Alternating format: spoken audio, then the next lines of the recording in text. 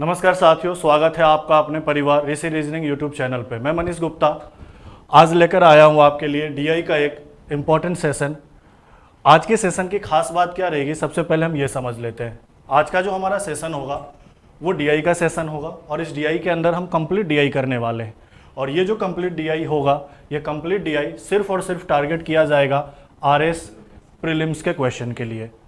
Okay, अच्छा, दूसरी important बात क्या होगी कि इस आज के सेशन में हम जितने भी प्रकार के डीआई आरएस प्रीलिम्स के अंदर आते हैं, जैसे मैं अगर नॉर्मली बात करूं तो 4 प्रकार के डीआई आपके आरएस प्रीलिम्स के अंदर आते हैं। जिसमें पहला जो डीआई होगा वो आपका पाई चार्ट होगा, दूसरा जो डीआई होगा वो आपका टेबल ग्राफ होगा, तीसरा जो डीआई होगा वो आपका बार ग्राफ होगा और चौथा जो डीआई होगा वो आपका लाइन ग्राफ होगा।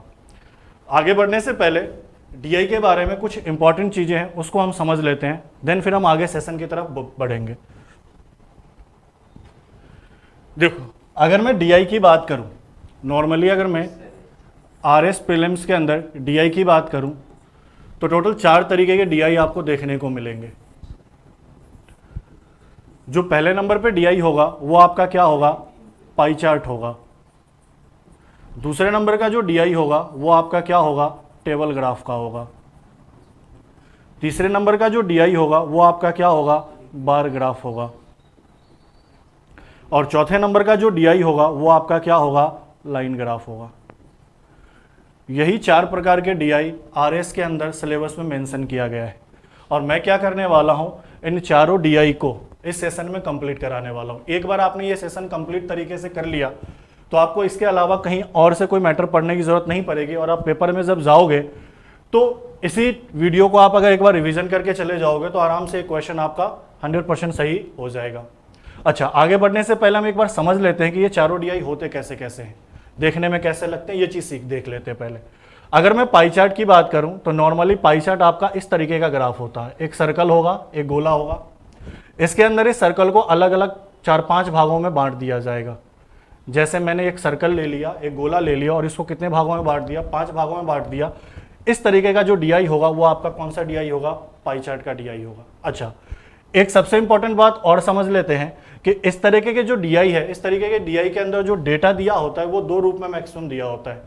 या तो ये डेटा आपका डिग्री के रूप में होगा, कहने का मतलब या तो ये इस तरीके से शो होगा कि ये 12 डिग्री का एंगल बना रहा है, या इस तरीके से शो होगा ये 120 डिग्री का एंगल बना रहा है, या फिर ये डेटा परसेंटेज के अंदर दिया जाएगा इस तरीके से कि ये जो है भाग ये 25% को दर्शाता है, ये जो भाग है ये 30% को दर्शाता है। कहने का मतलब ये है कि अगर पाई चार्ट की हम बात करें तो पाई चार्ट के अंदर नॉर्मली 2 प्रकार का डेटा आपको देखने को मिलेगा। या तो डेटा डिग्री के अंदर होगा, ये सारे जो भाग होंगे ये डिग्री में होंगे, या ये सारे भाग किस में होंगे, परसेंटेज में होंगे। अगर मैं प्रीवियस ईयर क्वेश्चन की बात करूं तो पिछले साल जो आरएस प्रीलिम्स की बात करूं तो उसके अंदर आपके पाई चार्ट का एक क्वेश्चन आया था और पाई चार्ट भी आया था, तो वो सिंगल पाई चार्ट का क्वेश्चन आया था। लेकिन ऐसा जरूरी नहीं है कि हर बार आपका सिंगल पाई चार्ट का क्वेश्चन आए। ऐसा भी हो सकता है कि पेपर के अंदर डबल पाई चार्ट का भी आपसे क्वेश्चन पूछा जा सकता है।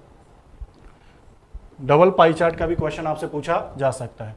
तो आज के सेशन में हम दोनों प्रकार के डीआई को कंप्लीट करने वाले हैं। सिंगल पाई चार्ट का आएगा तब भी करेंगे, डबल पाई चार्ट का आएगा तब भी हम करने वाले हैं, ठीक है। दूसरे अगर मैं ग्राफ की बात करूं, टेबल ग्राफ की, तो इसका कुछ स्वरूप इस टाइप से होगा कि एक टेबल इस तरीके से बना दिया जाएगा। ऐसा होगा कि यहां पे कुछ इंस्ट्रक्शन दिया जाएगा, यहां पे कुछ इंस्ट्रक्शन दिया जाएगा और साथ में यहां पे कोई डेटा दिया जाएगा। इन बॉक्सेस में आपको डेटा दिया जाएगा। इसके अंदर आपको करना क्या है कि बस इस डीआई को आपको देखना है, क्वेश्चन को देखना है और एक दूसरे को देखकर क्वेश्चन को क्या करना है, सॉल्व करना है। तीसरे प्रकार की मैं डीआई की बात करूं तो ये बार ग्राफ होगा और बार ग्राफ कुछ ऐसा होगा कि एक एक्स एक्सिस होगा, एक वाई एक्सिस होगा, एक एक्स अक्ष होगा और एक वाई अक्ष होगा। यहाँ पे कुछ इंस्ट्रक्शन दिया जाएगा, यहाँ पे कुछ इंस्ट्रक्शन दिया जाएगा और साथ साथ में यहाँ पे बिल्डिंग्स टाइप इस तरीके से बना दिया जाएगा। ये जो बिल्डिंग्स हो गए इस तरीके से आपको बिल्डिंग्स दिए गए होंगे, इसको हम क्या कहेंगे, बार ग्राफ।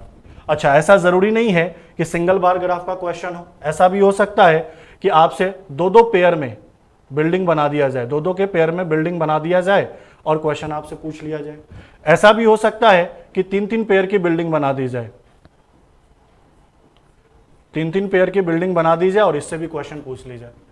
तो मैं यहाँ पे जो करवाने वाला हूँ, यहाँ पे भी ये दोनों टाइप कवर करूंगा। यहाँ पे ये टेबल का एक ही टाइप होगा, और यहाँ पे ये तीनों प्रकार के बार ग्राफ को मैं आपको कवर करवाऊंगा। उसके बाद लास्ट और लास्ट चलते हैं तो लाइन ग्राफ। लाइन ग्राफ भी बेसिक ऐसा ही होता है कि एक वाई एक्सिस होता है और एक एक्सिस होगा। यहाँ पे कुछ इंस्ट्रक्शन होंगे, यहाँ पे कुछ इंस्ट्रक्शन होंगे, और यहाँ इस तरीके से कुछ लाइन दिया होगा। अच्छा, ये डी आई सिंगल लाइन का भी आ सकता है, ये जो डी आई होगा आपके डबल लाइन का भी आ सकता है।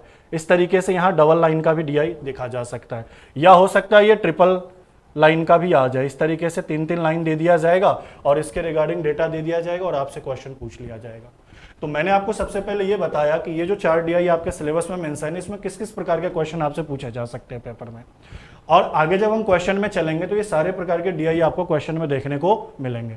हम हर प्रकार के कॉन्सेप्ट को कवर करके चलेंगे और साथ में ये भी ध्यान रखेंगे कि कम से कम टाइम में इस चारों टॉपिक को मैं कवर करूं। इससे होगा क्या कि अगर आप पेपर देने जाओगे उससे पहले एक बार इस वीडियो को अच्छे से रिवीजन कर लेना और जाके पेपर में बैठ जाना। एक क्वेश्चन डीआई का आपका आएगा फिक्स है, और वो एक क्वेश्चन आप 100% सही करके आओगे, चाहे लेवल उसका कुछ भी हो। दूसरी चीज, आज का जो सेशन है वो पूरा मैंने आरएस के लिए ही डिजाइन किया है। जो डीआई जिसमें हमने डिजाइन किया वो सिर्फ और सिर्फ आरएस के लिए किया है। कैसे क्वेश्चन पहले आ चुके हैं, कैसे क्वेश्चन अब आ सकते हैं, वो सब कुछ उसमें कवर किया गया है।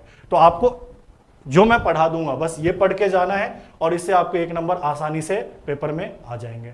ठीक है, अब आगे बढ़ते हैं। आपने देखा कि 4 प्रकार का डीआई है, तो एक एक करके हम टाइप बाई टाइप चलते हैं। सबसे पहले हम पाई चार्ट पढ़ेंगे, फिर दूसरे टाइप में हम टेबल ग्राफ पढ़ेंगे, फिर तीसरे टाइप में हम बार ग्राफ पढ़ेंगे और चौथे टाइप में हम लाइन ग्राफ पढ़ने वाले हैं। ठीक है, बढ़ते हैं आगे। अच्छा, नेक्स्ट क्वेश्चन में जाने से पहले कुछ चीजें हैं उसको समझ लेते हैं। जैसे सबसे पहले मैंने कहा कि सबसे पहला जो टाइप होगा हमारा वो कौन सा टाइप होगा, पाई चार्ट होगा। अब पाई चार्ट के अंदर थोड़ी बहुत बेसिक बातें हैं जो आपको पता होनी चाहिए। बाकी ग्राफ के अंदर ऐसा कुछ बेसिक पता होने की जरूरत नहीं है, वो चीजें तो आप जैसे ही ग्राफ देखोगे, ग्राफ से क्वेश्चन देखोगे और सॉल्व कर लोगे। लेकिन पाई चार्ट के अंदर थोड़ी बहुत बेसिक बातें वो हमें पता होनी चाहिए। अभी मैंने आपसे कहा कि पाई चार्ट कैसा दिखता है, तो आपने कहा कि सर ऐसा गोले टाइप का पाई चार्ट दिखता है, वृत्ताकार रूप में होता है। इसमें अलग अलग खंड बांट दिए जाते हैं, सेक्टर बांट दिए जाते हैं। जैसे मान लो मैंने ये सेक्टर बांट दिया, इसको टोटल कितने सेक्टर में बांट दिया, 5 सेक्टर में, 1 2 3 4 और 5। मैंने कहा कि इस सेक्टर को मैंने मैथ्स का नाम दे दिया, इस सेक्टर का नाम मैंने साइंस दे दिया, इस सेक्टर का नाम मैंने रीजनिंग दे दिया, इस सेक्टर का नाम मैंने जियोग्राफी दे दिया और इस सेक्टर का नाम मैंने पॉलिटी दे दिया। ठीक है, अब इस सेक्टर के नाम देने के बाद इसमें कुछ डेटा है। जैसे मान लो मैंने कहा कि ये जो मैथ्स का सेक्टर है ये टोटल 120 डिग्री का एंगल बनाता है, ये जो पॉलिटी का सेक्टर है ये भी कुछ डिग्री का एंगल बना रहा होगा, ये ज्योग्राफी है ये भी कुछ डिग्री का एंगल बना रहा होगा, ये रीजनिंग है ये भी कुछ डिग्री का एंगल बना रहा होगा, और ये साइंस है ये भी कुछ डिग्री का एंगल बना रहा होगा। जो भी होगा वो डेटा में दिया जाएगा। मैं तो बस आपको सिंपल बेसिक ये समझा रहा हूँ कि अगर डेटा यहाँ डिग्री में दिया हो सारे, जैसे ये 5 सेक्टर 5 भागों में मैंने बांटा और ये पांचों के पांचों आपको डिग्री में वैल्यू दिया है, तो एक चीज आपको हमेशा ध्यान रखना है कि ये जो कंप्लीट सर्कल होगा ये हमेशा 360 डिग्री का ही होगा। ये जो कंप्लीट सर्कल होगा ये हमेशा 360 डिग्री का ही होगा। यहाँ पे कुछ भी डेटा दिया हो, आप इन सबको कभी भी जोड़ेंगे तो 360 डिग्री ही मिलेगा। इसलिए पेपर के अंदर कभी भी जितने भी सेक्टर में इसको बांटा गया हो इसको जोड़ेंगे नहीं, हम ध्यान में रखेंगे कि इसको जोड़ने पर हमेशा 360 डिग्री ही आएगा। दूसरा, ऐसा भी हो सकता है कि सेम चीज को अगर मैंने एक पाई चार्ट बना लिया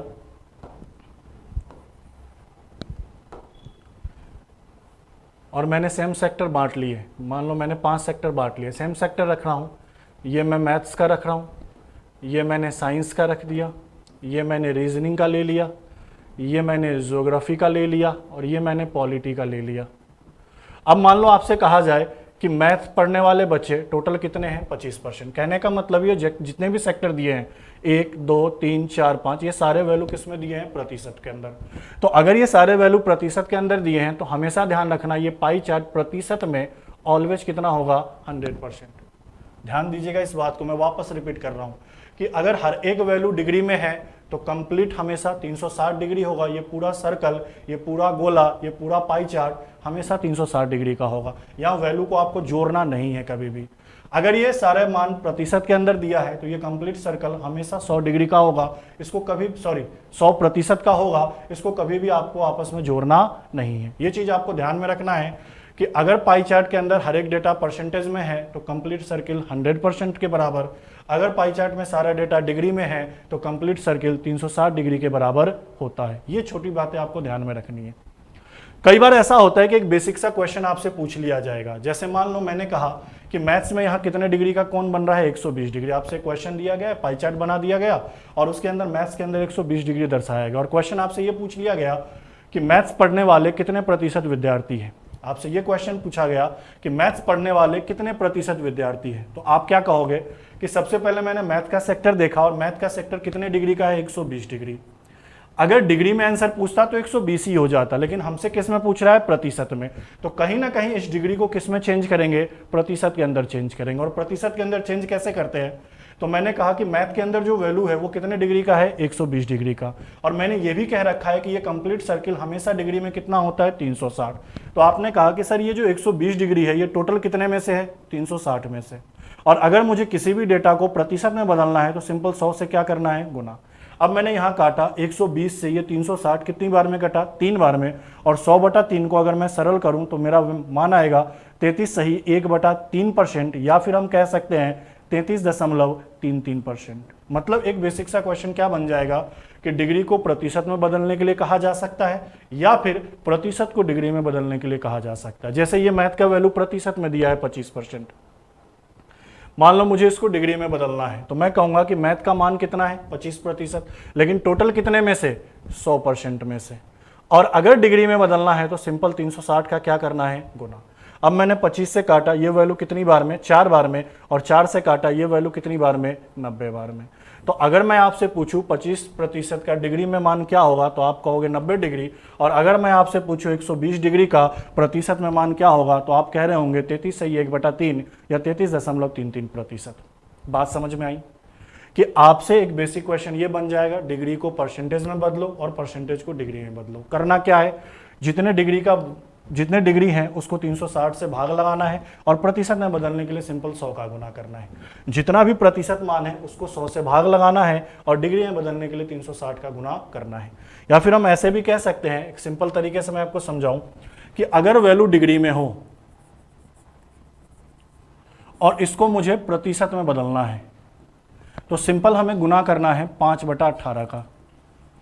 अगर वैल्यू प्रतिशत में हो और इसको डिग्री में बदलना है तो सिंपल हमें गुना करना है 18/5 का। जैसे मैं एक आध एग्जाम्पल ले लूँ, मान लो मैंने आपसे कहा 120 डिग्री है और इसको प्रतिशत में चेंज करो, तो आप क्या कहोगे, सर 120 डिग्री को प्रतिशत में चेंज करना है, डिग्री को किस में चेंज करना है, प्रतिशत में। तो सिंपल क्या करना है, 5/18 का क्या कर देना है, गुना। अब जैसे इसको मैं अगर सॉल्व करूँ तो आप सॉल्व करिए, मैं इसको काटूं तो ये 6 से कितनी बार में कटा, 3 बार में। और ये 6 से कितनी बार में कटा, 20 बार में।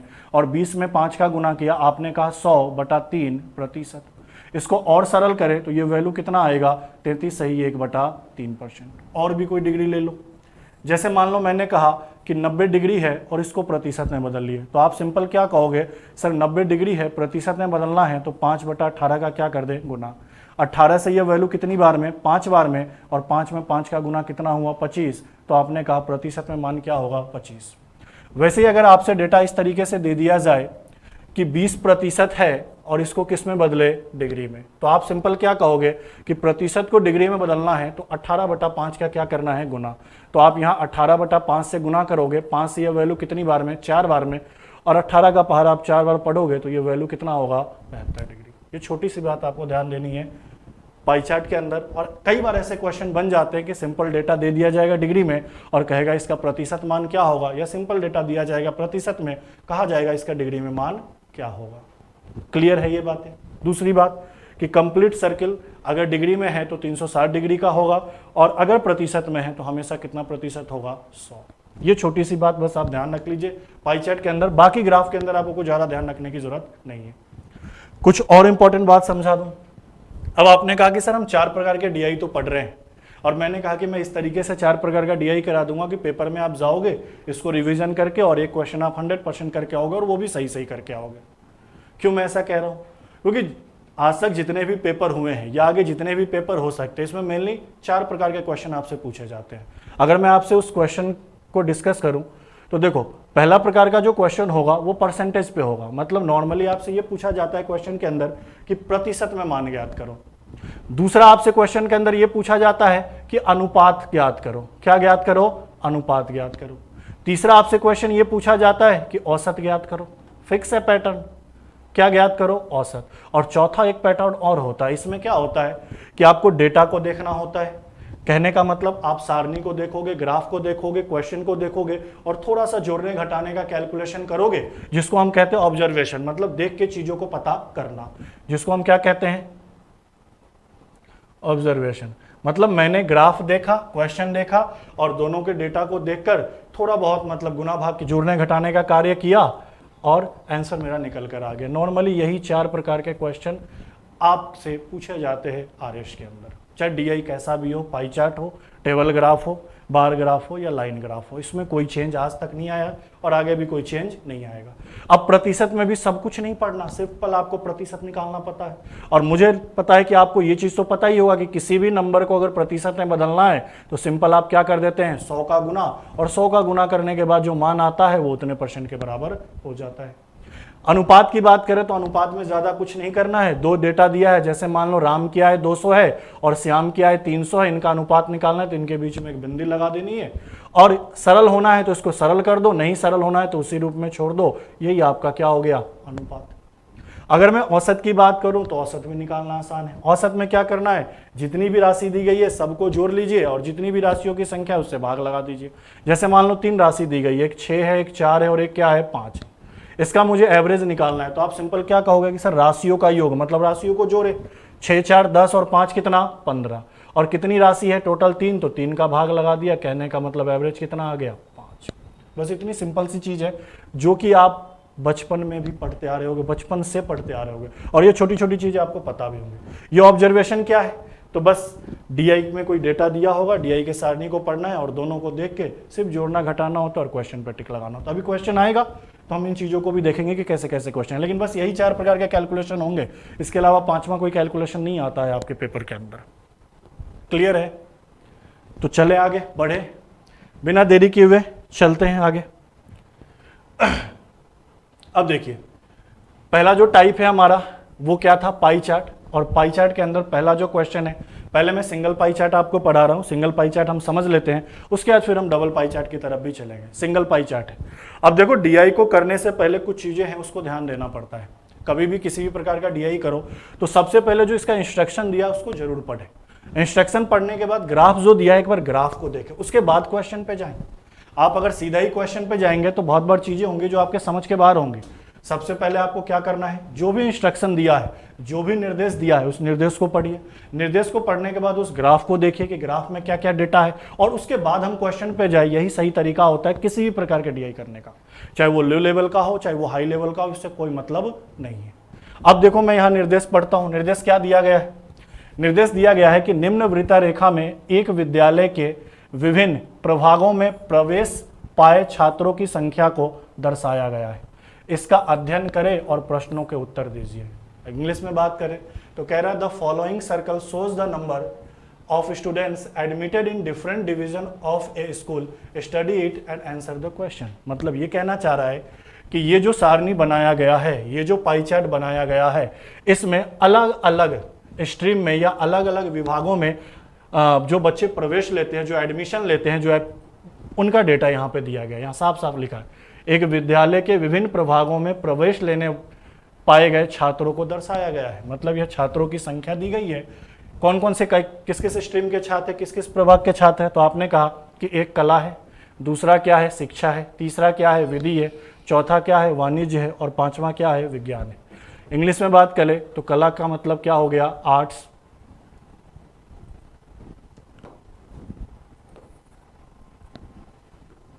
इंग्लिश की बात करें तो कला क्या हो गया? आर्ट्स। ये शिक्षा हो गया, आप एजुकेशन ही ले ले। ये लॉ हो गया, विधि। ये कॉमर्स हो गया और ये क्या हो गया? साइंस हो गया। मतलब एक विद्यालय है जिसमें अलग अलग स्ट्रीम में अलग अलग बच्चों ने प्रवेश लिया है, उसका डेटा दर्शाया गया है। इस डेटा को देखना है, अब उसके बाद क्वेश्चन को क्या करना है? सॉल्व। अब देखो एक चीज, कला की बात करें, आर्ट्स की बात करें तो ये हमेशा कितने डिग्री का कोण बना रहा है? 120 डिग्री का। शिक्षा की बात करें तो ये कितने डिग्री का बना रहा है, 30 डिग्री का। विधि की बात करें तो ये कितने डिग्री का बना रहा है, 45 का। और वाणिज्य की बात करें तो ये कितने डिग्री का बना रहा है, 65 का। उसके बाद अगर मैं साइंस की बात करूं तो कितने डिग्री का बना रहा है, 100 डिग्री का। अब यहां मैं अगर गौर से देखूं, एक बार मैं इसको रफ कर दूं। अब यहां मैं गौर से देखूं तो एक चीज देखिए, हर वैल्यू किस में दिया गया है, डिग्री में। अब एक चीज का ध्यान देंगे कि अगर ये सारे वैल्यू डिग्री में दिए गए हैं तो हम क्वेश्चन भी डिग्री में ही सॉल्व कर लेंगे। हमें जरूरी नहीं है कि इस डिग्री को परसेंटेज में बदलें। ये सब क्वेश्चन के अकॉर्डिंग डिपेंड करेगा। क्वेश्चन जैसा कहेगा उसके अकॉर्डिंग हम डेटा लेकर चलेंगे। अब मैं पहले क्वेश्चन की तरफ बढ़ रहा हूं। पहले क्वेश्चन पे आप ध्यान दीजिएगा, पहले क्वेश्चन को अच्छे से समझते हैं। अब यहां देखिए, पहला क्वेश्चन क्या कह रहा है, यदि विज्ञान में 1000 छात्र हो, मतलब ये कह रहा है कि जो साइंस है उस साइंस में टोटल कितने विद्यार्थी प्रवेश ले रहे हैं, तो 1000 छात्र प्रवेश ले रहे हैं। तो आपको बताना है कि वाणिज्य के छात्रों की संख्या विधि की छात्रों की संख्या से कितनी अधिक है।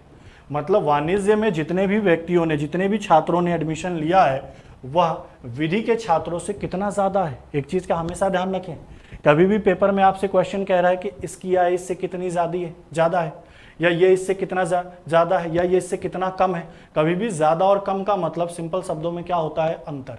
मतलब हमसे पूछना ये चाह रहा है कि वाणिज्य में जो छात्र हैं और विधि में जो छात्र हैं उनकी संख्याओं के बीच का अंतर क्या है।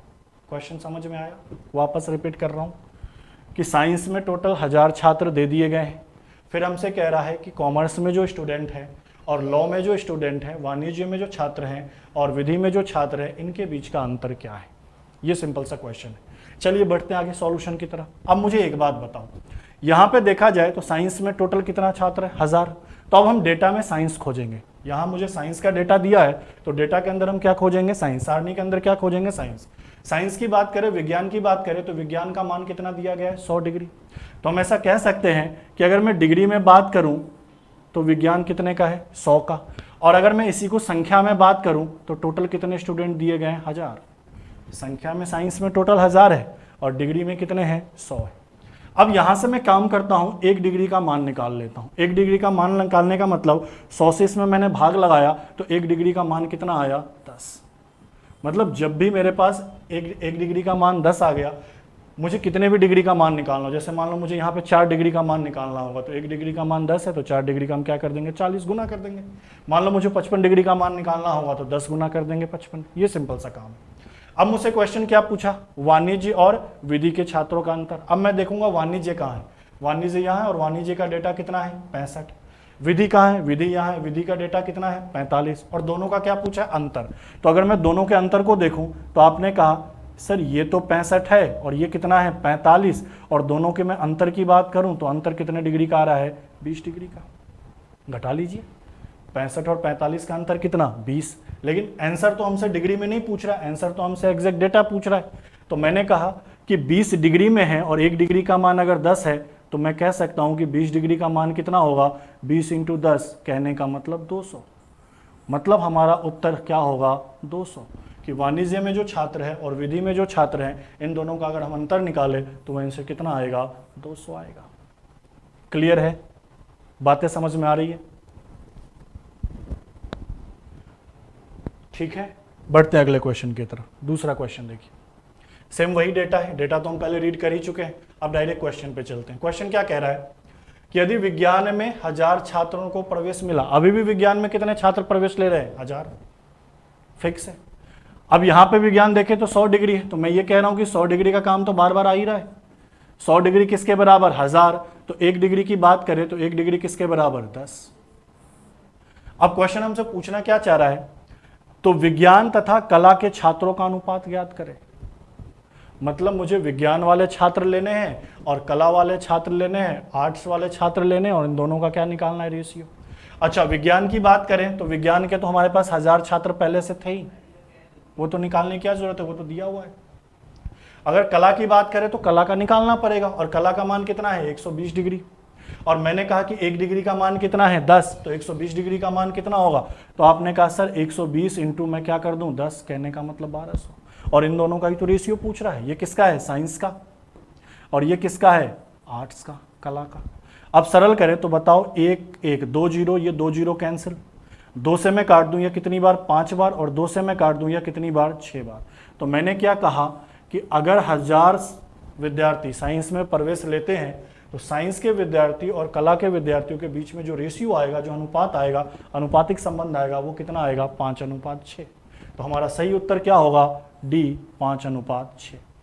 मैंने आपको पहले भी कहा था कि 4 प्रकार का ही कैलकुलेशन मिलेगा, परसेंटेज, रेशियो, एवरेज और डेटा को ऑब्जर्व करना, इसके अलावा कुछ और नहीं मिलना है। बढ़ते हैं आगे, तीसरे क्वेश्चन की तरफ चलते हैं। अब यहां देखिए, तीसरे क्वेश्चन भी सेम डेटा का है, डीआई तो वही है। अब क्वेश्चन को पढ़ते हैं। अभी भी यहाँ पे साइंस में कितने हैं, 1000 है, तो वो चीज बार बार यूज आ रहा है। साइंस कितने डिग्री के बराबर है, 100 डिग्री का मान कितना दिया गया, 1000। तो अगर मैं 1 डिग्री की बात करूं तो 1 डिग्री का वैल्यू कितना आएगा, 10 आएगा। अब हमसे क्वेश्चन क्या पूछ रहा है, तो कुल छात्रों की संख्या कितनी है, मतलब टोटल कितने छात्र हैं जो इस विद्यालय में प्रवेश लिए, टोटल कंप्लीट। टोटल की बात करें तो टोटल क्या होगा भैया, उस विद्यालय में साइंस भी पढ़ाया गया जा रहा है, उस विद्यालय में कला भी है, उस विद्यालय में शिक्षा भी है, उस विद्यालय में विधि भी है, उस विद्यालय में वाणिज्य भी है, मतलब इस पांचों विद्यालय इस पांचों स्ट्रीम में तो छात्र होंगे, इन सब का टोटल पूछ रहा है। और मैंने आपको थोड़ी देर पहले कहा कि अगर कभी भी ये वैल्यू डिग्री में दिया हो तो टोटल हमेशा कितना डिग्री होता है, 360। अगर ये वैल्यू सारे प्रतिशत में दिए होते तो टोटल वैल्यू कितना होता, 100, जोड़ने की जरूरत नहीं है हमें, ये फिक्स है कि 360 डिग्री ही होगा। तो अगर मैं टोटल स्टूडेंट की बात करूं, कुल छात्र की बात करूं, तो आपने कहा कि सर कुल छात्र डिग्री में तो कितना होगा, 360। और चूंकि में से क्वेश्चन ऑप्शन डिग्री में नहीं दिया गया, एग्जैक्ट डेटा दिया गया है, तो मुझे इसको एग्जैक्ट डेटा में चेंज करना हो। 1 डिग्री का मान कितना है, 10, तो 360 डिग्री के लिए क्या करेंगे, 10 का गुना कर देंगे। कहने का मतलब कुल छात्र कितने हैं, 3600। टोटल 3600 स्टूडेंट विद्यालय में क्या लेते हैं, प्रवेश। क्लियर है ये बात है, बढ़े आगे, चीजें समझ में आई, ठीक है। नेक्स्ट क्वेश्चन की तरफ चलते। अच्छा, अब जो नेक्स्ट क्वेश्चन है ये इसमें डीआई चेंज हो गया। अब यहाँ डबल पाई चार्ट का डीआई आ गया। अब इसमें दो पाई चार्ट है, दोनों पाई चार्ट को यूज करके फिर हमें डीआई को क्या करना है, सॉल्व। अच्छा, उससे पहले कुछ इंपॉर्टेंट बात है। मैंने क्या कहा था, डीआई सॉल्व करने से पहले आप निर्देश पढ़े, इंस्ट्रक्शन पढ़े। इंस्ट्रक्शन पढ़ते क्या कह रहा है, सीबीएसई की 10वीं कक्षा की परीक्षा के लिए 7 भिन्न भिन्न स्कूलों में भर्ती किए गए, मतलब एक सीबीएसई स्कूल है जिसकी 10वीं कक्षा का पेपर होने वाला, एग्जाम होने वाला है, उसमें भिन्न भिन्न स्कूल में भर्ती किए गए और परीक्षा में उत्तीर्ण हुए परीक्षार्थियों का प्रतिशत नीचे वृत्ता रेखा में दिया गया है। लेखा चित्र का अध्ययन करें और प्रश्नों का क्या दें, उत्तर। आपसे ये कह रहा है कि जो दो पाई चार्ट दिया गया है, क्या किसका किसका डेटा दिया गया है इसमें, एक तो भर्ती किए गए और उसमें से पास हुए। अब यहां देखें इस वाले डीआई को, यहां कह रहा है कि टोटल भर्ती अभ्यर्थी कितने हैं, 8550, और इसमें से पास कितने हुए हैं, तो आपने कहा 5700। मतलब अगर मैं कंप्लीट बात करूं तो ये 7 स्कूल है, ठीक है, 7 भिन्न भिन्न स्कूल है, ABCDEFG, ये 7 स्कूल है। और इस 7 स्कूल को अगर टोटल मिलाया जाए तो टोटल कितने स्टूडेंट है इसमें, 8550। अच्छा, इसी 7 स्कूल में मैं पास की बात करूं कि टोटल मिलाकर कितने पास हुए, तो आप कहोगे 5700। अब अलग अलग स्कूल का डेटा कैसे दर्शाया गया है, तो आपसे यह कहा गया है कि ए नाम का जो स्कूल है उसमें 22% लोग बैठे थे पेपर देने। किसका 22%, तो जितने भी टोटल है उसका 22%। बी नाम का जो स्कूल है उसमें टोटल कितने परसेंट विद्यार्थी बैठे थे, 15। किसका 15%, तो 8550 का 15% बैठे थे। सी नाम का जो स्कूल है उसमें टोटल 10% विद्यार्थी बैठे थे। किसका 10%, तो टोटल वैल्यू कितना है, 8550 का 10%। इसी तरीके से डी का, इसी तरीके से ई का, इसी तरीके से एफ का और इसी तरीके से जी का। अलग अलग स्कूलों का डेटा परसेंटेज में दिया गया है और टोटल छात्र कितने बैठे थे वो आपको एग्जैक्ट डेटा 8550 दिया गया है। अच्छा, अब मैं पास की बात करूं तो ए नाम का जो स्कूल है उसमें 18% छात्र क्या हो गए, पास। कितने में से, तो टोटल 5700 का 18% छात्र क्या हो गए, पास। वैसे मैं अगर बी नाम के बच्चे स्कूल की बात करूं तो बी में कितने विद्यार्थी पास हो गए, तो आपने कहा 17%। किसका 17%, तो 5700 का 17%। इसी तरीके से सी का, इसी तरीके से डी का, ई का, एफ का और जी का डेटा दिया गया है। पहले इस डेटा को हमें समझना था। डेटा 2 ही डेटा है, एक तो टोटल कितने बैठे, एक टोटल कितने पास हुए। उसमें भी 7 स्कूल है, 7 स्कूल का अलग अलग दिया गया कि इस स्कूल में इतने इतने बैठे और उस स्कूल में से इतने इतने क्या हुए, पास हुए। और इससे रिलेटेड हमें क्वेश्चन को क्या करना है, सॉल्व करना है। बढ़ते हैं क्वेश्चन की तरफ। अब देखिए पहला क्वेश्चन क्या कह रहा है, स्कूल ई से भर्ती किए गए परीक्षार्थियों की कुल संख्या में से, मतलब सबसे पहले किसकी बात कर रहा है, स्कूल ई की बात कर रहा है, और वो भी कौन से वाले में से, तो भर्ती किए गए परीक्षार्थी में से। तो भर्ती किए वाले का डेटा ये है, और इसमें भी किसकी बात कर रहा है, ई की बात कर रहा है, तो ई का बात कर रहा है, मतलब ई कितना है 8%। मतलब अगर मैं कहूं कि स्कूल ई में कितने प्रतिशत विद्यार्थी भर्ती किए गए, तो आपने कहा कि सर 8% विद्यार्थी भर्ती किए गए, लेकिन किसका, 8550 का। आगे कह रहा है तो परीक्षा में कितने प्रतिशत उत्तीर्ण हुए, मतलब ई में जो बैठे हैं उसमें से कितने प्रतिशत विद्यार्थी आप क्या हो गए हैं, पास हो गए हैं, ये आपको बताना है। अब मुझे एक चीज समझाओ, अब इसको करने के दो तरीके हो सकते हैं, एक बार मैं आपको समझाता हूं, ध्यान दीजिएगा। दो तरीके क्या क्या हो सकते हैं। एक तो तरीका क्या है कि आप पूरे डेटा को ले और डेटा को हर बार कैलकुलेट करें। जैसे मेरे को ऐसे कहा कि स्कूल ई की बात कर रहा है और भर्ती किए की बात कर रहा है, तो मैंने कहा स्कूल ई में टोटल 8550 है, सॉरी टोटल 8550 है, इसमें से ई की बात करें तो ई कितने परसेंट का है, 8% का, 8550 का 8% निकाले तो मुझे पता चल जाएगा स्कूल ई में कितने लोग बैठे। अच्छा, इसमें से कितने पास हुए, तो अगर स्कूल ई में मैं पास की बात करूं तो टोटल कितना है 5700 है, और इसमें से पास कितने हैं 9%। अब इसको सॉल्व करूं कि इसका इतना परसेंट निकाल लूं, इसका इतना परसेंट निकाल लूं, और उसके बाद फिर इन दोनों का मैं प्रतिशत निकाल लूं। इस तरीके से करना है।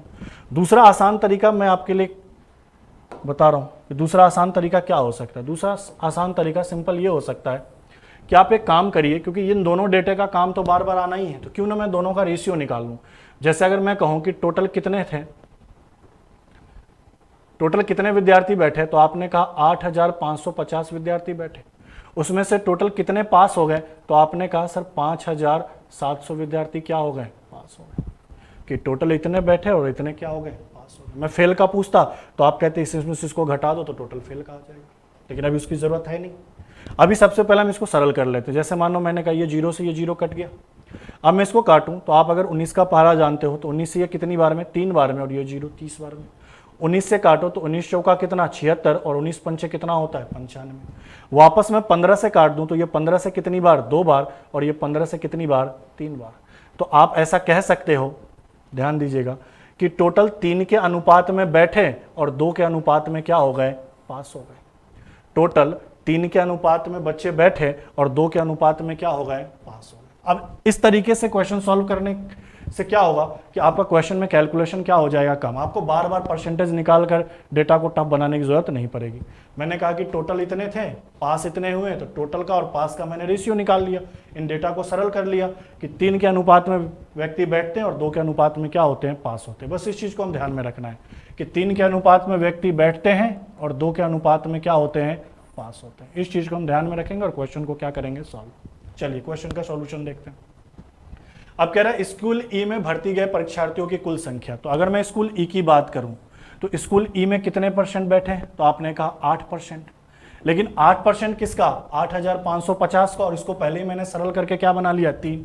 तो मैंने कहा कि 3 का कितना परसेंट, 8% बैठे। उसमें से पूछ रहा है कि कितने परसेंट पास हो गए, तो अगर ई में बात करूं तो ई में पास कितने हैं, 9%। 9% किसका, तो आपने कहा 5700 का 9%। लेकिन इस 5700 को मैंने पहले ही सरल करके क्या लिख दिया है, 2। तो मैंने कहा कि ये 9% तो है, लेकिन किसका, 2 का। बात समझ में आई कि मैंने ये कहा कि पास इतने हैं, टोटल इतने हैं, और इसका मुझे परसेंटेज वैल्यू आपको बताना था। क्वेश्चन को पढ़िए वापस। स्कूल ई में भर्ती गए परीक्षार्थियों की कुल संख्या में से परीक्षा में कितने प्रतिशत विद्यार्थी क्या हुए, उत्तीर्ण हुए। अब इस तरीके से करने पे डेटा देखने में भी आसान लग रहा है, सरल करने में भी क्या होगा, आसान। अगर इन डेटा को लेकर हम सॉल्व करते तो हो तो जाता वैसे भी, लेकिन ये कैलकुलेशन हमें बार बार करना पड़ता, जो मैंने एक बार करके कंप्लीट कर लिया। अब यहाँ एक चीज देखिए, प्रतिशत में बदलना है तो गुना हम किसका कर देंगे, 100 का। अब मुझे बताओ, ये प्रतिशत से ये प्रतिशत कट जाएगा, ये 3 से कितनी बार में, 3 बार में, और ये 2 से कितनी बार में, 4 बार में, और 4 से मैं 100 को काट दूं कितनी बार में, 25। नीचे कुछ बचा नहीं, ऊपर 25 गुना 3। तो मैंने कहा कि आंसर अपना कितना होगा, 75%। ये हमारा सही उत्तर होगा। ठीक है, किसी को कोई कंफ्यूजन, बढ़े आगे।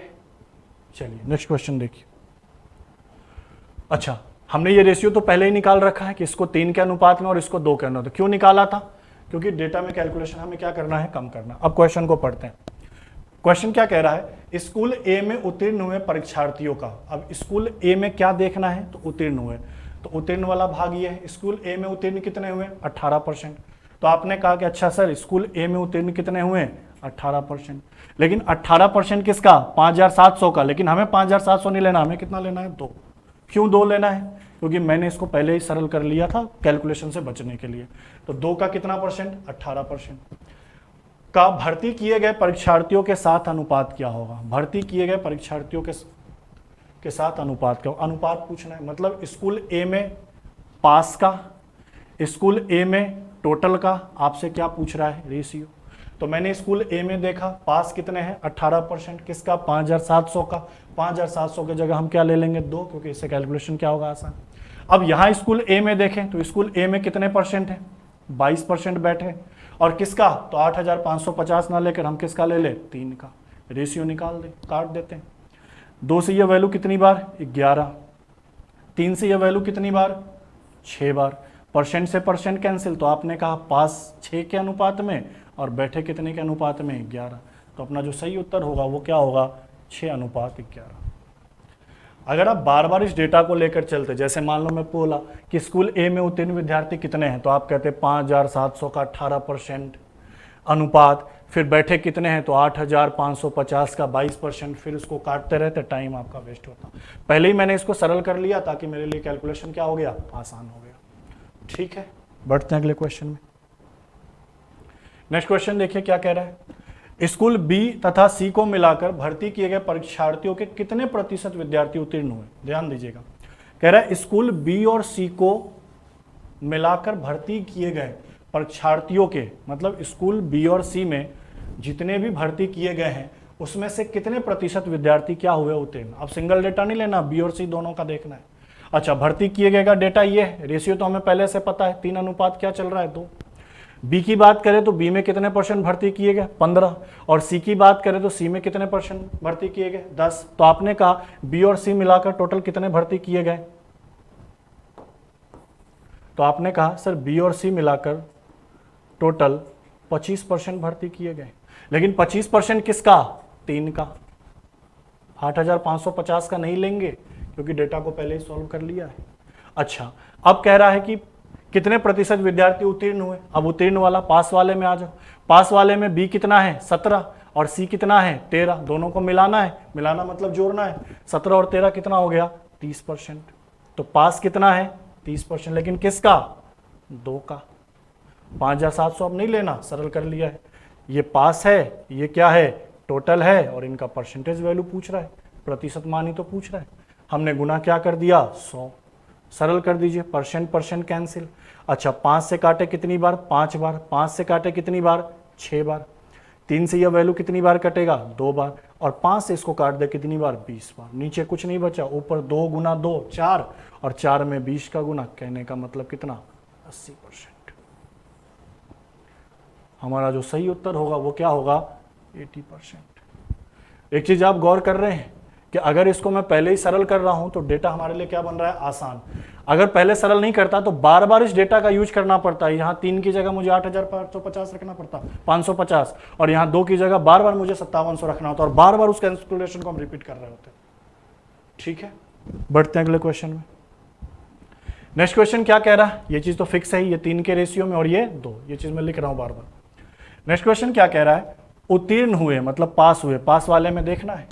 उत्तीर्ण हुए परीक्षार्थियों का भर्ती किए गए परीक्षार्थियों के साथ सबसे अधिक प्रतिशत किस स्कूल का रहा। मतलब ये कहना चाह रहा है कि जो पास हुए हैं वह टोटल में से जितने पास हुए हैं उसका सबसे अधिक परसेंटेज, सबसे अधिक प्रतिशत इन चारों में से किस स्कूल का रहा। चूंकि ये 4 स्कूल ही ऑप्शन में दिए हैं तो चेक भी हम 4 करेंगे, भले ही यहाँ डेटा 7 का दिया है, कोई दिक्कत नहीं है। अगर ऑप्शन में 4 है तो हम 4 का ही चेक करेंगे, 7 का चेक करके हम टाइम वेस्ट नहीं करेंगे। अब एक एक करके ऑप्शन चेक कर लेते हैं। जैसे पहले वाले को देखिए, पहला ऑप्शन हमारा क्या है, तो आपने कहा सर पहला कौन से स्कूल में चेक करना है, बी में। अच्छा, बी में अगर मैं चेक करूं तो बी में टोटल कितना है, तो आपने कहा बी में सर टोटल कितना है, 15% है, लेकिन 15% किसका, 3 का। अच्छा, बी में पास कितने हुए हैं, तो आपने कहा सर 17% है, लेकिन 17% किसका, 2 का। अब इसको आगे सरल करना है, बाद में सरल करेंगे, एक बार पूरा डेटा लिख लेते हैं। ऑप्शन नंबर बी देखें, अगर मैं सी की बात करूं तो सी में अगर मैं बात करूं तो सी में टोटल कितने भर्ती हैं, तो आपने कहा सर 10% है, लेकिन 10% किसका, 3 का। अच्छा, पास कितने हुए सी में, तो आपने कहा सर 13% है, लेकिन 13% किसका, 2 का। ठीक है, अगले इधर देखते हैं, 2 को इधर मैं शिफ्ट कर देता हूँ। सी वाले को देखते हैं, तो सी में अपना क्या, ई की बात हो रही है। अच्छा, ई को अगर मैं चेक करूं तो ई में टोटल कितने हैं, तो आपने कहा सर 8%, लेकिन ये 8% किसका है, 3 का। अच्छा, पास कितने हुए हैं, तो आपने कहा सर 9%, ये लेकिन 9% किसका है, 2 का। वैसे अगर मैं लास्ट ऑप्शन डी की बात करूं तो ऑप्शन कौन सा स्कूल लेना है, एफ में चेक करिए, एफ में टोटल कितना है, टोटल यहाँ 12, तो आपने कहा 12% है, लेकिन सर किसका, 3 का। अच्छा, पास कितने हुए हैं, तो आपने कहा सर 15% है, लेकिन किसका, 2 का। पहले तो डेटा लिख लिया, अब क्या करना है, इसका परसेंटेज मान निकालना है, जिसका परसेंटेज मान सबसे अधिक होगा वही मेरा ऑप्शन होगा। क्वेश्चन यही तो कह रहा है कि सबसे अधिक प्रतिशत किस स्कूल का है, कि पहले वाले ऑप्शन का, बी स्कूल का, सी स्कूल का, ई स्कूल का, या फिर स्कूल नंबर एफ का। ये चीज हमको बताना है। अब देखो 2 चीजें, या तो आप इस डेटा को परसेंटेज में चेंज कर लो, या इस डेटा को भिन्न में लेके इसका दशमलव मान निकालो, बात बराबर है। देखो एक चीज का ध्यान देना कि मैं प्रतिशत की बात करूं, दशमलव की बात करूं या अनुपात की बात करूं, है तो तीनों सेम ही चीजें, लेकिन इसको लिखने का तरीका क्या है, रूप अलग अलग दे दिया। अगर मैं किसी डेटा को लिखकर यहाँ ये चिन्ह लगा दूं तो परसेंटेज है, अगर मैं किसी डेटा को इस तरीके से लिख दूं 1/4, ये क्या हो गया, भिन्न हो गया। इसी में अगर मैं भाग लगा दूं तो ये क्या हो गया, दशमलव हो गया। बस इतना सा अंतर है। तो हम परसेंटेज चेक करने के बजाय क्यों ना हम दशमलव भी चेक कर लेते हैं कि दशमलव में किसका मान क्या आएगा, जिसका सबसे ज्यादा होगा वही परसेंटेज में भी ज्यादा होगा, जिसका कम होगा वही परसेंटेज में भी क्या होगा, कम। अब यहाँ चेक करो, जो कटने वाला काटो, कटना तो कुछ है नहीं, तो मैंने इसको गुना कर दिया, परसेंट से परसेंट कट गया, 17 दूना 34 और 15 तिया कितना, 45। यहाँ मैंने सरल किया, ये 2 से कितनी बार 5, ये परसेंट से परसेंट कैंसिल, ऊपर 13 आएगा, नीचे कितना आएगा, 15। अच्छा, यहाँ मैं सरल करूँ, परसेंट से परसेंट कैंसिल, ये 3 से कितनी बार, 3 बार, ये 2 से कितनी बार, 4 बार, तो यहाँ भिन्न में मान कितना आया, 3/4।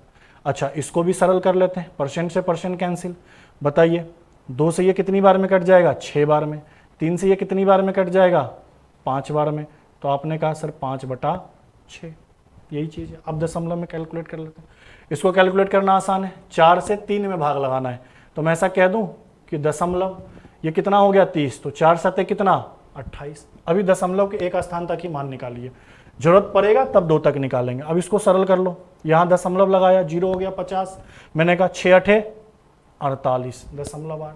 अच्छा, इसको सरल करिए, यहाँ दशमलव लगाइए, यहाँ 0 हो गया 130, तो मैंने कहा 15 8 कितना, 120, क्योंकि 15 नमा कितना होता है, 135, 15 8 कितना, 120, लगभग 8 बार में जाएगा। अच्छा, यहाँ थोड़ा सा कैलकुलेशन करना पड़ेगा हमें कि 45 से हमें 34 में भाग लगाना है, तो हम दशमलव तो लगाएंगे, दशमलव तो हम लगाएंगे, लेकिन हमें क्या करना है, 34 में किसका भाग लगाना है, 45 का, तो मैंने यहाँ दशमलव तो लगाया, उसके बदले क्या लिख दिया, 0। अच्छा, अब मैं देखूँ कि 45 से कितनी बार में जाएगा, तो आप 7 बार में चेक करो एक बार।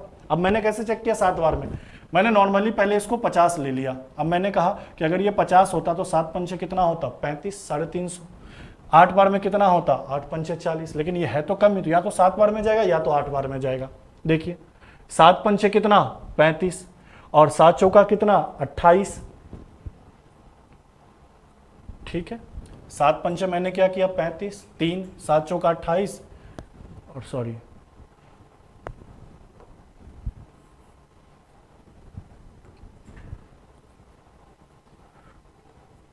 आपने 5 बार करा, कैरी कितना बचा, 3, 28 और 3 कितना हुआ, 31, तो आपने कहा सर लगभग 7 बार में ये जा रहा है, तो आपने कहा कि ये दशमलव कितनी बार आएगा, 7 बार। अब देखो हमसे पूछा है कि सबसे अधिक कौन सा होगा, तो ये दशमलव 7 वाला तो वैसे ही कैंसिल है, ये दशमलव 7 वाला तो वैसे ही कैंसिल है, या तो ऑप्शन डी सही होना चाहिए या तो ऑप्शन सी सही हो, बी सही होना चाहिए, इन दोनों में से कोई एक ऑप्शन सही होगा, क्योंकि यहाँ पे भी मान हमारा कितना आ रहा है, 0.8, और यहाँ पे भी मान कितना आ रहा है, 0.8, तो क्या करेंगे, दशमलव के 2 अंक तक भाग लगा लेंगे।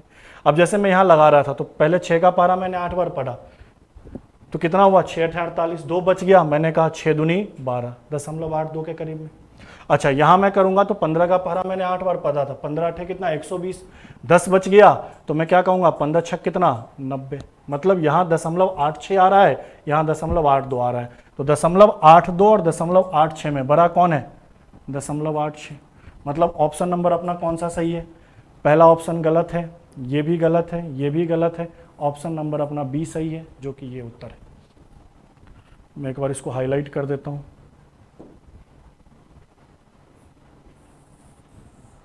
ये अपना सही उत्तर है कि 0.86 सबसे आधा ज़्यादा प्रतिशत है, और वो कौन से स्कूल का है, तो आपने कहा स्कूल नंबर सी का है, यही हमारा सही उत्तर है। ठीक है, बढ़ते हैं आगे, नेक्स्ट क्वेश्चन देखिए। अच्छा सेम डीआई का नेक्स्ट क्वेश्चन है, क्या कह रहा है पढ़िए। स्कूल डी और ए को मिलाकर उत्तीर्ण हुए, मतलब डी और ए चेक करना है किस में, पास वाले में, तो डी और ए को मिलाओ, पास कितने हैं डी में 16 और ए में कितने हैं 18, तो 16 और 18 अगर मैं जोड़ दूं तो आपने कहा कि सर पास की बात करूं तो डी और ए मिलाकर कितने हो गए 34%। फिर क्या कह रहा है, स्कूल ई और सी को मिलाकर भर्ती किए गए। अच्छा एक बार मैं इसको इस तरीके से लिख दूं, आपसे ये कहा कि डी और ए को मिलाकर तो पास देखना है, तो आपने डी और ए को मिलाकर पास देखा तो टोटल कितना बन गया 34।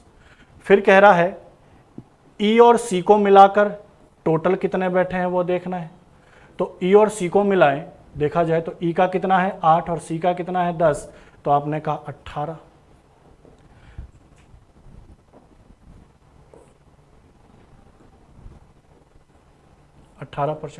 मतलब डी और ए मिलाकर टोटल पास हो रहे हैं 34%, ई और सी मिलाकर टोटल पास हो रहे हैं 18%। अब आगे मैं बात करूं तो हमसे क्या कहा जा रहा है, तो बताएं ई और सी को मिलाकर भर्ती किए गए परीक्षार्थियों की संख्या से कितनी अधिक है, अधिक या कम का मतलब दोनों का क्या पूछ रहा है, डिफरेंस। अच्छा डेटा सारा का सारा क्या है, संख्या के रूप में दिया गया है, तो यहां मुझे एग्जैक्ट कैलकुलेशन करना पड़ेगा। अब मुझे एक बात बताओ, ये जो डी और ए 34% पास है वो टोटल कितने का 5700 का, तो आपने कहा कि सर 3400 का 5700 का कितना परसेंट, तो 34% क्या है पास है। अच्छा टोटल की बात करूं तो 18% टोटल बैठे हैं, लेकिन किसका, तो आपने कहा सर 8550 का। अब मैं इसको यहां पे सॉल्व कर देता हूं, देखो एक बार कि आपने कहा कि डी और ए मिलाकर पास थे कितने परसेंट 34%, लेकिन ये 34% किसका 5700 का। अच्छा ई और सी की बात करें तो ई और सी मिलाकर टोटल कितने बैठे थे 18%, लेकिन 18% कितना 8550 का। अब सॉल्व कर लो इस डेटा को, अगर मैं यहां से प्रतिशत हटाता हूं, अगर मैं यहां से प्रतिशत हटाता हूं तो आप कहोगे सर नीचे 100 आ जाएगा। सेम यहां से भी अगर मैं प्रतिशत हटाता हूं तो आप क्या कहोगे सर नीचे क्या आ जाएगा 100। सरल कर लो, ये 2 जीरो से 2 जीरो कैंसिल होगा और 34 गुना 57 करेंगे। अब बताओ 34 गुना 57 करेंगे कैसे, अब इसके बहुत सारे तरीके, या तो आप नॉर्मल तरीके से गुना कर लो या फिर इस तरीके से तोड़ लो। अगर मैं 57 की बात करूं तो 50 + 7 लिख सकता हूं, और अगर मैं 34 की बात करूं तो 30 + क्या लिख सकता हूं 4। अब गुना कर दो, 50 से 30 में गुना कर दो तो आपने कहा 5 में 3 का 15, 2 जीरो है 1500। 50 में 4 का गुना कर दो तो आपने कहा 15, 5 चौका कितना 20 और 1 जीरो है तो 200। फिर इस 7 से यहाँ गुना कर दो तो आपने कहा सर कितना 210, और इस 7 से इस 4 में गुना कर दो, आपने क्या कहा 28। जोड़ लो 15 2 17, 17 और 2 19, तो आपने कहा सर 1938। तो आपने कहा कि सर टोटल जो पास हुए हैं डी और ए मिलाकर वो कितने स्टूडेंट हैं 1938 है। अच्छा बैठे कितने थे, तो बैठने का कैलकुलेशन करें, ये 0 से 0 कटा, 5 से कितनी बार 2 बार, 5 से इसको काटिए 1 बार, यहाँ कितना बचेगा 3 5, 5 7 35 और 5 का पारा 1 बार, 2 से कितनी बार 9 बार, 9 का गुना कर दीजिए। अब 9 लिखा, 9 7 कितना 63, हासिल कितना 6, 9 और 6 कितना, और इन दोनों का डिफरेंस ही तो पूछा था, तो डिफरेंस निकाल दीजिए। 18 में से 9 घटेगा 9, 12 में से 3 घटेगा 9, और ये 8 में से 5 घटेगा 3, कितना आया 399। ये 399 ही हमारा सही उत्तर होगा, 399 हमारा क्या है सही उत्तर है। बस एक चीज़ का ध्यान देना था, ध्यान क्या देना था कि यहाँ पे आपको कैलकुलेशन करना पड़ता। क्यों कैलकुलेशन करना पड़ता? कि जो भी ऑप्शन मेरे को दिया गया वो परसेंटेज में नहीं है या रेशियो में नहीं है, एग्जैक्ट डेटा है। एग्जैक्ट डेटा के लिए हमें एग्जैक्ट डेटा लेना पड़ा।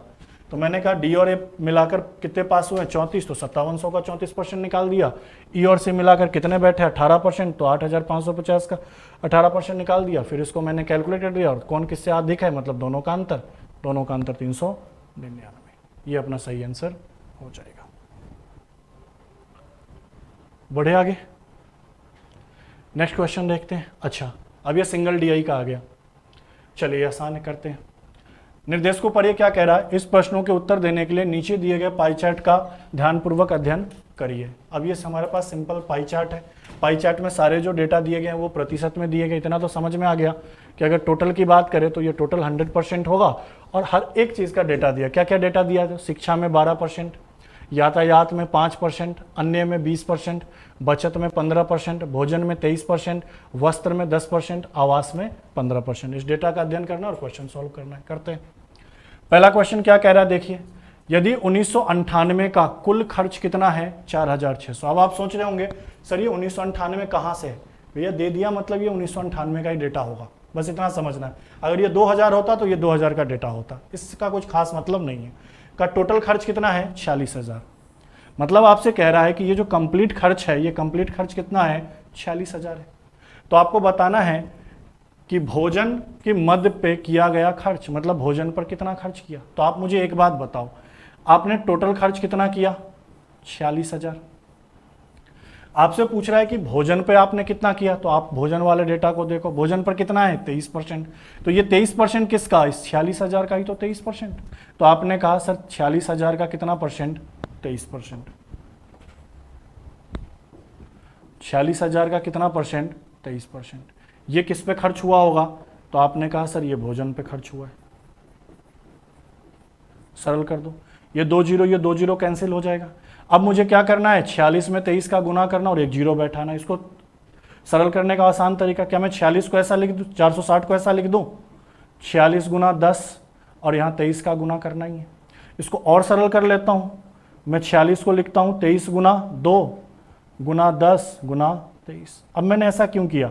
मैंने ऐसा इसलिए किया कि मुझे ये दिख रहा था कि अगर ये 23 आ जाए तो 23 का स्क्वायर तो मुझे याद होता है, और 23 के स्क्वायर की बात करें तो 23 का स्क्वायर कितना होता है 529, और यहाँ 10 गुना कितना करना है 20, तो 529 का 2 गुना हो जाएगा, एक जीरो बैठ जाएगा। अब 29 का 2 गुना कितना होता है 58, 5 का 2 गुना 10 और एक जीरो बैठा दिया, तो अपना सही उत्तर कितना हो गया 10,580। डन है। बढ़ते हैं अगले क्वेश्चन में। नेक्स्ट क्वेश्चन देखो, यहाँ पे भी टोटल खर्च कितना दे रखा है 46,000, मतलब ये कंप्लीट डेटा जो है कितना है 46,000। अब आपसे क्या कह रहा है कि वस्त्रों और आवास पर, वस्त्र और आवास पर कुल कितना खर्च हुआ। अब इस बार जो खर्च बताना है वस्त्र और आवास को मिलाकर बताना है। तो मैं यहाँ वस्त्र की चीज देखूं तो वस्त्र कितना है 10% और आवास देखूं तो आवास कितना है 15। तो मैं कहूंगा कि सर टोटल 10 और 15 कितना परसेंट खर्च हुआ 25। लेकिन किसका? तो आपने कहा सर 46,000 का 25%। अच्छा 25% तो सरल कर दो, बताओ 25% को आप ऐसे लिख लोगे 25 बटा कितना 100। ये 2 जीरो से 2 जीरो काट दो। अब 25 में 460 का जीरो तो आएगा ही आएगा। 25 चौका कितना हो गया 100 और एक जीरो, और 25 छक कितना हो गया 150, मतलब आपने कहा 1150। तो आपका सही उत्तर क्या होगा 11,500। 11,500 आपने टोटल खर्च किया किसके ऊपर? वस्त्र और आवास दोनों मिलाकर। बढ़ते अगले क्वेश्चन में। नेक्स्ट क्वेश्चन देखिए। नेक्स्ट क्वेश्चन क्या किया गया है कि आवास पर किए गए कुल खर्च, आवास को चेक करना है, आवास पर कुल कितना खर्च है 15%। अच्छा शिक्षा पर किए गए कुल खर्च का अनुपात क्या होगा? शिक्षा कहाँ है? शिक्षा पर 12% है। तो आपने कहा सर आवास की बात करें तो आवास पे तो 15% का खर्च है, शिक्षा की बात करें तो शिक्षा पे 12% का खर्च है। अब दोनों के बीच अनुपात पूछ रहा है तो अनुपात लगा दिए। प्रतिशत से प्रतिशत कट गया, अगर मैं काटूं तो 3 से कितनी बार 5 बार और 3 से कितनी बार 4 बार। तो आपने कहा दोनों के बीच अनुपात कितने का होगा? तो 5:4 का। अपना सही उत्तर क्या होगा 5:4। ऐसे ही आसान आसान प्रश्न आएंगे आपके आरएस में, इससे भी आसान आएंगे। चलिए अगले क्वेश्चन को देखिए, क्या कह रहा है कि ग्राफ चित्र से पता चलता है कि सर्वाधिक खर्च वाली मद थी। आपको ग्राफ चित्र को देखना है और बताना है कि सबसे ज्यादा खर्च किस में हुआ है। सर्वाधिक खर्च वाली मद थी, कौन किस पार्ट में सबसे ज्यादा खर्च हुआ है। तो अगर यहाँ पे तुम हर जगह देखो तो सबसे ज्यादा खर्च कितना दिख रहा है, 23%, और वो किस में हुआ है, भोजन में। तो आपका सही उत्तर क्या हो गया, भोजन। ऐसे भी क्वेश्चन आते हैं आरएस में, और आए हुए भी है। इससे मिलता जुलता लास्ट ईयर प्रीवियस ईयर में भी क्वेश्चन आया था। जस्ट आपको डेटा को देखना था, मैंने कहा था ना एक चौथा कैलकुलेशन होता है, ग्राफ को देखना है, क्वेश्चन को पढ़ना है, यहाँ से थोड़ा बहुत कैलकुलेशन करके आपको टिक लगाना है। आपसे सिंपल किया गया कि इस ग्राफ चित्र को देखिए और बताइए शाब्दिक खर्च किस में हुआ। तो सबसे ज्यादा खर्च किसका दिख रहा है, 23%, और 23% किसका है, भोजन का। तो आपका आंसर सही क्या हो जाएगा, भोजन। बढ़े आगे, नेक्स्ट क्वेश्चन देखिए, फिर वही चीज कह रहा है। यदि परिवार का 1998 का कुल खर्च 46,000 है, मतलब ये टोटल खर्च कितना दिया हुआ है, 46,000, तो परिवार की बचत कितने रुपए की बराबर थी। अब बचत को खोजो, यहाँ बचत कहाँ दिख रहा है, 15%। मतलब मुझे क्या करना है, इस 46,000 का 15% निकालना है। 15% को मैं तोड़ूंगा तो बटा क्या लिख दूंगा, 100। ये 2 जीरो से 2 जीरो कैंसिल, अब गुना कर दो, 1 जीरो तो आएगा ही आएगा। 15 का पहाड़ा 4 बार, 15 चौका कितना 60, 1 जीरो बैठा दिए 600, और 15 छक कितना होता है 90। तो आपने कहा 690, अपना सही उत्तर क्या होगा, 6,900। ये अपना करेक्ट उत्तर होगा। ये लेवल रहेगा आपके आरएस का। चलिए अगला एक डीआई देखते हैं। अब ये डीआई वापस से आ गया डबल पाई चार्ट का। डबल पाई चार्ट में क्या क्या कह रहा है, तो आपके दो परिवार का खर्च रुपए में दिया है। एक परिवार ए है जिसका टोटल खर्च कितना है 900, एक परिवार बी है जिसका टोटल खर्च कितना है 1600। अच्छा, ए के अंदर अलग अलग विभिन्न प्रकार के खर्च दिए हैं। एक कपड़े पर कितना डिग्री का खर्च करता है 50, शिक्षा पर कितना 44, विविध पे कितना 30, बचत पे कितना 36, भोजन पे कितना 120, और किराए पर कितना 80। वैसे इस बी की बात करें तो टोटल तो 1600 है, लेकिन इसमें अलग अलग खर्चे कैसे हैं। जैसे कपड़े की बात करूं तो कपड़े पे 56.25 डिग्री, शिक्षा पे 50.625 डिग्री, विविध पे 28.125 डिग्री, बचत पे 33.75 डिग्री, किराए पे 78.75 डिग्री, और भोजन पे 112.5 डिग्री। अच्छा, ये दशमलव में वैल्यू दिया, इसको देख के घबराना नहीं है। कई बार क्या होता है कि क्वेश्चन के लंबाई चौड़ाई या डेटा को देख कर हम सोच लेते हैं क्वेश्चन सॉल्व नहीं होगा। आप एक बार क्वेश्चन पढ़ो तो सही, क्या पता क्वेश्चन बहुत ज्यादा आसान तरीके से सॉल्व हो जाए। डेटा को देखकर कभी भी ना घबराएं। अब देखो, दोनों डेटा दिया है, इन दोनों डेटा को रीड करेंगे, क्वेश्चन करेंगे। अब एक चीज तो ये तो कंफर्म है ना कि ये कंप्लीट कितना होगा 360, और ये भी कंप्लीट जोड़ने पर कितना होगा 360 डिग्री, क्योंकि ये सारे वैल्यू किस में दिए हैं, डिग्री में। चलते हैं क्वेश्चन को करते हैं। देखो पहला क्वेश्चन क्या कह रहा है कि परिवार बी की बचत, तो परिवार बी देखो, परिवार बी यहाँ है 1600, उसमें भी क्या चेक करना है, बचत। बचत कहाँ है, ये है। कह रहा है परिवार बी की बचत, तो अगर मैं परिवार बी की बचत की बात करूं तो आपने कहा सर परिवार बी की 1600 का कितना बचत है, तो आपने कहा सर 33.75 डिग्री बचत है। टोटल तो 1600 है खर्च, उसमें से बचत कितना करता है, तो 33.75 डिग्री। फिर क्या कह रहा है, परिवार बी की बचत परिवार ए के द्वारा विविध पर व्यय, किस पे ए के द्वारा व्यय हो रहा है, विविध पर। तो ए किस पे कर रहा है, विविध पर।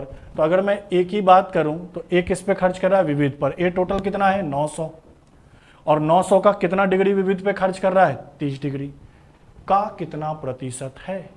मतलब इसका इसके साथ परसेंटेज वैल्यू निकाल कर लाना है। बी ने जो खर्च किए किसके ऊपर खर्च किए, सॉरी बी की जो बचत है, बचत जो हुई वो कितनी हुई 1600 का 33.75 डिग्री, और ए के अगर मैं खर्च की बात करूं तो ए का जो कंप्लीट खर्च है वो कितना है, तो 900 का कितना डिग्री 30 डिग्री। इन दोनों के बीच हम क्या पूछ रहा है, प्रतिशत मान पूछ रहा है। अच्छा, एक चीज और ध्यान देना कि ये डिग्री में है, ये भी डिग्री में है। तो अगर मुझे एग्जैक्ट डेटा निकालना होता तो कहीं ना कहीं 360 का भाग लगाना होता, लेकिन एग्जैक्ट डेटा नहीं निकालना, मुझे परसेंटेज वैल्यू निकालना है, तो यहाँ 360 का कोई काम नहीं होगा। जैसे मान लो अगर मैं यहाँ नीचे 360 लिख दूँ, यहाँ भी नीचे 360 लिख दूँ, तो 360 से 360 तो कैंसिल हो ही जाएगा।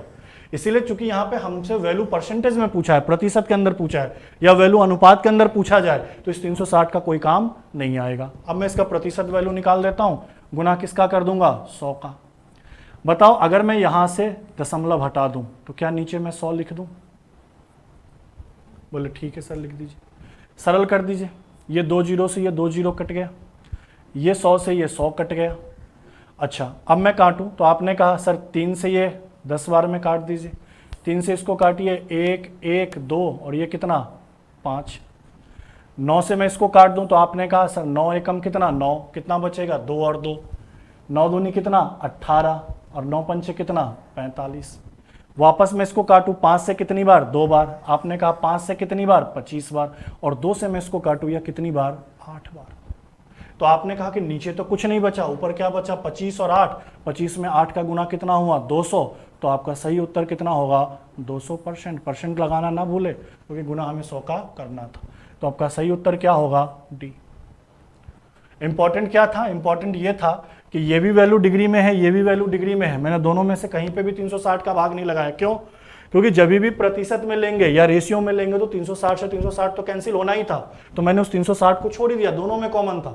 मैंने सिंपल कहा 1600 का बचत कितना है तो 33.75 डिग्री, और 900 का विविध पे खर्च कितना है तो 30 डिग्री। परसेंट के लिए मैंने 100 का गुना किया, कैलकुलेशन किया, अपना आंसर कितना आया 200%। नेक्स्ट क्वेश्चन देखिए। नेक्स्ट क्वेश्चन क्या कह रहा है, परिवार बी द्वारा शिक्षा पर व्यय कितना है। बहुत आसान है, सिर्फ बी के डेटा को देखना है। बी को देखिए, बी कितना है 1600, और बी में भी किसका देखना है शिक्षा का, और शिक्षा यहाँ पे कितना है 50.625। तो आपने कहा कि सर 1600 का 50.625 डिग्री ही तो निकालना है, लेकिन यहाँ पे जो आंसर है वो रुपए में है, एग्जैक्ट डेटा है, परसेंटेज नहीं है, रेशियो नहीं है। तो हमें इस डिग्री के बदले क्या लगाना पड़ेगा 360। क्यों? क्योंकि 50.625 डिग्री टोटल कितने में से है 360 डिग्री में से, 360 डिग्री लगा दिया। अब इसको कैलकुलेट कर लीजिए, यहाँ अगर मैं दशमलव हटा दूं तो क्या यहाँ नीचे मैं 1000 लिख दूं। अब कैलकुलेशन करिए, बताओ ये 2 जीरो, ये 2 जीरो कैंसिल, 5 से काट देता हूं मैं कितनी बार 2 बार, और 5 से मैं इसको काटता हूं 1 0 1, 5 दूनी 10 और 5 का पारा कितनी बार 5 बार। मैं इसको काट देता हूं 5 2 60, 9 से काट देता हूं, 9 से कितनी बार 40 बार, 9 चौका 36, और इसको 9 से काटते हैं 9 एकम 9, ये कितना हुआ 11, फिर 9 एकम 9 कितना हुआ 2, 9 दूनी 18 और 9 पंचे कितना 45। वापस आप काट दीजिए, ये 4 से कितनी बार 10 बार, और ये 4 से कितनी बार 4 बार। ठीक है, मैं वापस काट दूं, ये 2 से कितनी बार 2 बार, और ये 2 से कितनी बार 5 बार। 5 से मैंने इसको वापस इसको काटा, 5 दूनी 10, 5 दूनी 10, बचा 25। ठीक है, 1 मिनट। अच्छा 1 2 यहाँ है, 1 2 यहाँ, ये 2 से 2 भी कैंसिल। अब नीचे कुछ नहीं बच रहा, ऊपर सिंपल क्या बच रहा है 225। तो आपने कहा कि 225 रुपए का टोटल खर्च है किस पे शिक्षा पे। किसके द्वारा तो बी के द्वारा। अपना जो सही उत्तर होगा वो ए होगा 225। किया क्या मैंने समझिएगा वापस। क्वेश्चन में कह रहा था परिवार बी द्वारा शिक्षा पर व्यय, तो मुझे सिर्फ बी का कह रहा तो बी का डेटा देखा। बी में टोटल खर्च कितने का है 1600 का, मैंने 1600 लिखा। लेकिन बी में भी किसकी बात कर रहा है शिक्षा की, और शिक्षा का मान कितना है 50.625 डिग्री। चूंकि ये ऑप्शन या आंसर मेरा प्रतिशत में नहीं है, रेशियो में नहीं है, तो मुझे 360 का भाग लगाना पड़ेगा। 360 का भाग लगा कैलकुलेशन किया, मेरे पास एग्जैक्ट वैल्यू कितना आया 225 रुपये। सही उत्तर अपना क्या होगा 225। नेक्स्ट क्वेश्चन देखिए। नेक्स्ट क्वेश्चन क्या कह रहा है, परिवार ए और बी में शिक्षा पर व्यय में वृद्धि। क्या कह रहा है, ए और बी का शिक्षा की बात कर रहा है, शिक्षा पर व्यय। तो ए और बी दोनों का शिक्षा देखेंगे, ए और बी में दोनों क्या देखेंगे शिक्षा। ए की बात करें तो शिक्षा पर कितना है 44 डिग्री, और बी की बात करें तो शिक्षा पर कितना है 50.625 डिग्री। वृद्धि कुल व्यय में वृद्धि का कितना परसेंट है। अच्छा कुल व्यय में कितनी वृद्धि हुई, तो पहले व्यय कितना था 900 का, अब व्यय कितने का है 1600 का। तो भैया अगर कुल व्यय की वृद्धि की बात करें तो कुल व्यय कितना बढ़ा 700 ही तो बढ़ा। पहले हम 900 रुपये खर्च करते थे, बाद में हम 1600 रुपये खर्च कर रहे हैं, तो पहले से हम कितना ज्यादा कर रहे हैं तो 700। तो आपने कहा कि सर कुल व्यय में वृद्धि तो कितनी आएगी 700 आएगी, यही तो कह रहा है। और इसका किसके साथ परसेंटेज बताना है, ए और बी में शिक्षा। अच्छा ए में अगर मैं शिक्षा की बात करूं तो ए में शिक्षा कितने डिग्री है 44, एक एक करके निकाल लेते हैं। ए की बात कर रहे हैं, ए में मैं शिक्षा की बात कर रहा हूं, तो ए की शिक्षा की बात करें तो ए में टोटल कितना खर्च है 900, और 900 का कितना डिग्री शिक्षा का खर्च है? 44। अच्छा, मैं यहाँ 360 का भाग लगा दूँ तो एग्जैक्ट डेटा आ जाएगा।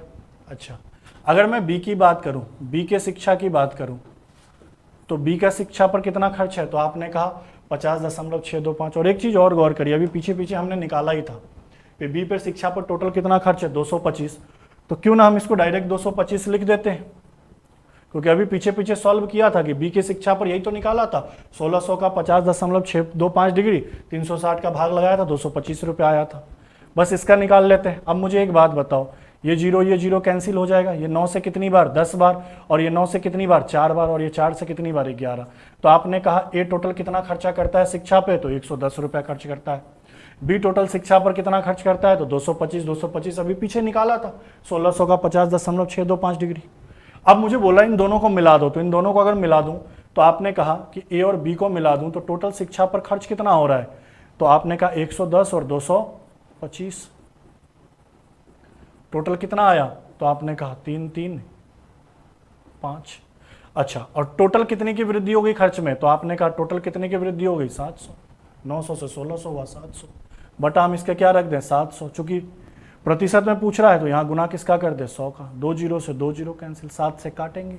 चलो पारा पढ़ते, नीचे 7 रखा, 7 से 33 में भाग लगाना है। तो मैं क्या कह सकता हूं? 7 चौका कितना? 28। एक मिनट एक चीज, ये चीज सही है। हमसे क्या कहा? परीक्षा ए और ए से बी में शिक्षा पर व्यय में वृद्धि। ठीक है, देखिए एक मिनट,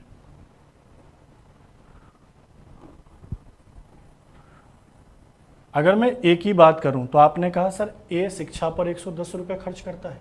अगर मैं बी की बात करूं तो आपने कहा बी शिक्षा पर 225 रुपये खर्च करता है। तो यहां से कह रहा है ए से बी में शिक्षा के व्यय में वृद्धि कह रहा है। वो कह रहा है कि कुल व्यय में वृद्धि का कितना परसेंट है। तो कुल व्यय में वृद्धि तो कितने की हो गई? 700 की। और ए से बी तक की अगर बात करें तो यहां शिक्षा में कितने रुपए की वृद्धि हो गई? तो आपने कहा सर 115 की। घटा देंगे 225 और इसको। तो अब यहां पर मैंने कहा कि ए से बी में तक शिक्षा में कितने की वृद्धि हुई? 115 रुपये की वृद्धि हुई। टोटल कितने की वृद्धि हुई? तो आपने कहा 700 की वृद्धि हुई। और परसेंट में बदलना है तो मैंने कहा 100 का गुना, 0 से 0 काट दो, भाग लगा दो। मैंने कहा 7 का पहाड़ा कितनी बार? एक बार। 7 से 11 में भाग लगा एक बार, कितना बचा? 4 और 5, फिर 7 छक कितना? 42, बचा कितना? 3। तो अपना सही उत्तर क्या होगा? 16 सही 3/7%, जो कि आपका ऑप्शन नंबर क्या होगा? बी। वापस समझिए, क्वेश्चन में ये कह रहा था कि ए से बी में शिक्षा के व्यय में वृद्धि। तो पहले मैंने ए ने शिक्षा पर कितना खर्च किया? तो 110 रुपया। बी ने शिक्षा पर कितना खर्च किया? 225। 225 आया कहाँ से? तो आपने कहा 1600 का कितना? 50.625 डिग्री, जो कि पहले निकाल चुका था। तो पहले ए से बी तक का खर्च में कितने की वृद्धि हो गई? 115 की। और टोटल कितने की वृद्धि हो रही थी? पहले 900 का खर्चा था, अब 1600 का, 700 का। इसी का परसेंटेज वैल्यू पूछ रहा था। तो 115 बटा 700 गुना 100, अपना आंसर कितना आया? 16 सही 3/7%। बढ़ते अगले क्वेश्चन में, इसको रखने दीजिए। ये क्वेश्चन देखिए क्या कह रहा है। परिवार ए के द्वारा किराए पर व्यय, ए के द्वारा किस पे पूछ रहा है? किराए पे व्यय, मतलब किराए पे खर्च और शिक्षा पर खर्च से कितना परसेंट अधिक है। मतलब परिवार ए जो किराए पे खर्च करता है वो शिक्षा पे जो खर्च करता है उससे कितना अधिक है। ये चीज क्वेश्चन में पूछ रहा है। और डेटा सिर्फ किसका लेना है? ए का। अच्छा, मैं ए की बात करता हूं, ध्यान दीजिएगा, मैं ए की बात करता हूं। तो ए टोटल कितना खर्च करता है? 900। और 900 का किराए पर कितना खर्च करता है? तो आपने कहा सर किराए पे 80 डिग्री खर्च करता है। अच्छा, मैं ए की ही बात करूं, क्योंकि डेटा तो सिर्फ ए का ही लेना है।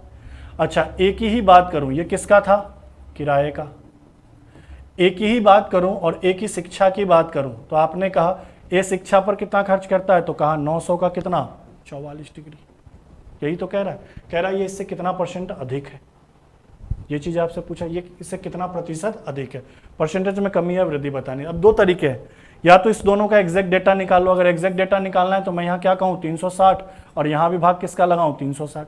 इसको अभी जस्ट पहले कैलकुलेट किया था, ये वैल्यू कितना आया था? 110। नहीं तो चेक भी कर लो, 0 से 0, 9 से कितनी बार? 10 बार, 9 से कितनी बार, 4 बार, 4 से 11 बार, तो यहाँ 110 रुपये। इसको सरल करो, ये जीरो से ये जीरो कैंसिल, 9 से कितनी बार, 10 बार, 9 से कितनी बार, 4 बार, और 4 से ये कितनी बार, 20 बार। तो आपने कहा यहाँ कितने हो गए, 200 रुपये। अब कह रहा है किराए का व्यय, किराए का व्यय शिक्षा के व्यय से कितना अधिक है। तो शिक्षा पर कितना मैंने खर्च कर दिया, 110, किराए पे मैंने कितना खर्च कर दिया, 200, तो कितना अधिक दिख रहा है। तो आपने कहा सर 90 रुपया। तो आपने कहा 90 रुपया अधिक दिख रहा है, किससे, शिक्षा से। तो बटा 110 गुना क्या कर दिया, 100। ये 0 0 कट गया। आपने कहा सर 900 बटा कितना, 11%। अब इसको सरल कर दो क्योंकि वैल्यू एग्जैक्ट है। अब 11 से भाग लगाओ।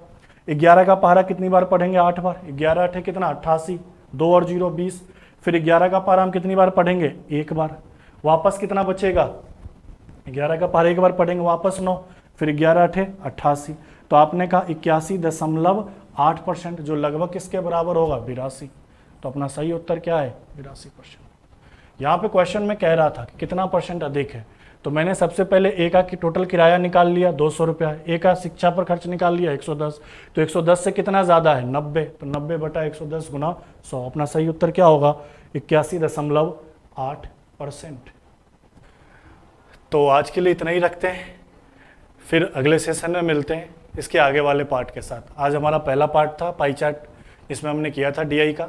अगले सेशन में हम कोशिश करेंगे कि तीनों टाइप कवर कर ले, जैसे कि आपका जो बच गया टेबल ग्राफ हो गया, टेबल ग्राफ के बाद बार ग्राफ हो गया, बार ग्राफ के बाद आपका लाइन ग्राफ हो गया। मैं तीनों ही टाइप आपके अगले सेशन में कंप्लीट करा दूंगा, ठीक है। अगर आपको वीडियो अच्छा लगा, चीज़ें समझ में आ रही है, तो चैनल को एक बार सब्सक्राइब ज़रूर कीजिएगा, वीडियो को लाइक ज़रूर कीजिएगा और अपने दोस्तों तक ज़्यादा से ज़्यादा पहुँचाने की कोशिश कीजिए ताकि वो भी इस वीडियो को पढ़े और पेपर में एक क्वेश्चन अपना सही सॉल्व करके आ जाए, ठीक है। Thank you.